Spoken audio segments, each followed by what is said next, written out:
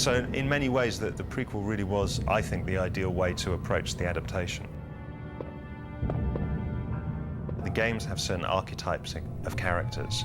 You know, they quite often focus on very, very strong female characters, young female characters.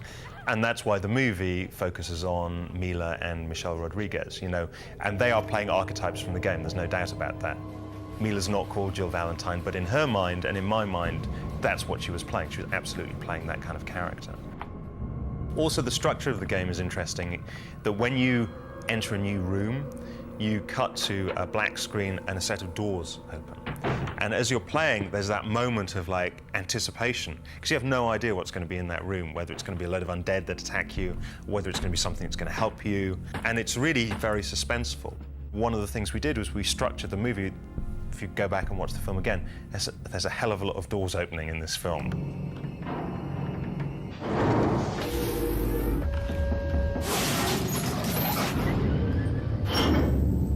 The Red Queen's an entirely new character that's just created for the movie. You're all going to die down here. What happens in the game is you get told a lot of the story as you go through the game by reading journals that you find lying around. So there's a lot of reading in the game. You know, you're like reading books, reading reports, typing computer screens, reading the computer screen, and that can make for incredibly dull cinema. So we had to find a different way to convey a lot of the narrative. So I came up with the idea that we should have a computer, but one that could talk. The T-virus was a major medical breakthrough, although it clearly also possessed highly profitable military applications. The movie is shot a little like the video game. There are these great down angles where you look into rooms, look down on top of people. And, you know, whenever I had a chance to do a shot like that, we'd do it. And that's an angle that is straight out of the video game. I mean, that's an angle that's very familiar to any kind of gamer. So in many ways, you know, the feel of the game was put into the movie.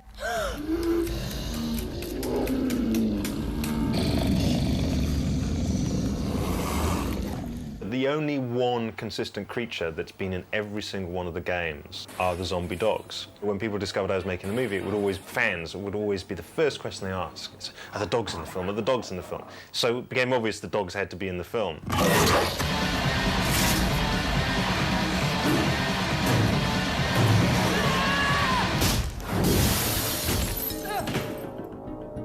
It takes a lot from a whole genre of movies which I'm a huge fan of, which are the Night of the Living Dead, Dawn of the Dead and Day of the Dead, that trilogy that Romero did. And not only those, but also the Lucio Fulci movies. That's what attracted me to the game, was not only is it a very strong game, to make a movie out of it was a chance to reinvent a movie genre that just hadn't been done for 20 years.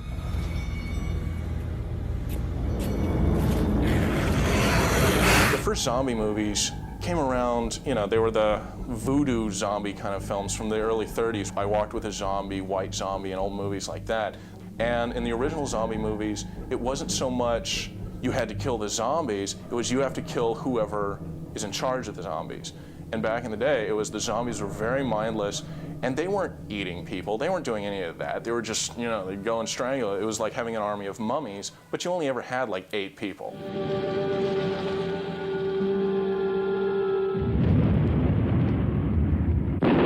The idea behind Night of the Living Dead was these people aren't like vampires. They're not going to suck your blood. They're going to eat your flesh. They are going to actually tear into your flesh and like eat the musculature and stuff like that. This was totally new, and it was sick, and it was considered completely demented. The rules of Romero's movies, you know, were picked up very much by the video game. So we were sticking true to the rules of the video game. The universe of the video game is, you know, it's very explicit. You know, there are certain rules, there are certain things you have to obey. You can't have fast-moving zombies, for example. You know, they've got to move at a certain pace.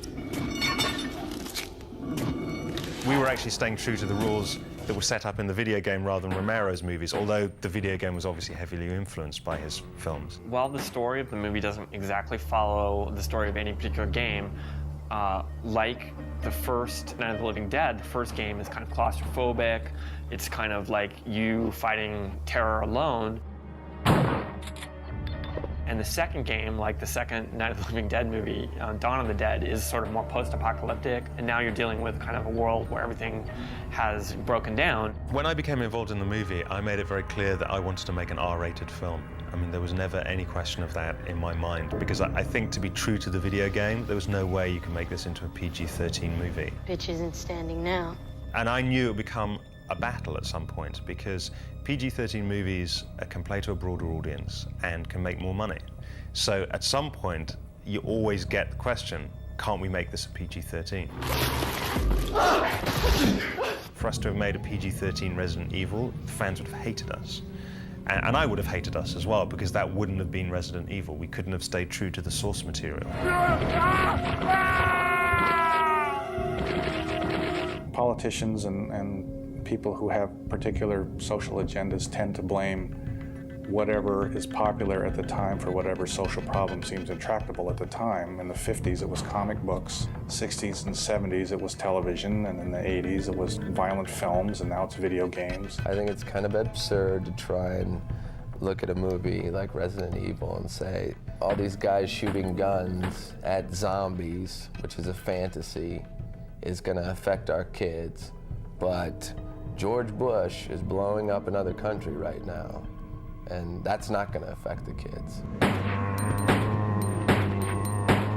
Video games change the language of films the way that other visual media have. Computers have allowed creative people to fulfill their wildest dreams and visions, and video games are one of those things. I think films have evolved and are continually evolving depending on the times.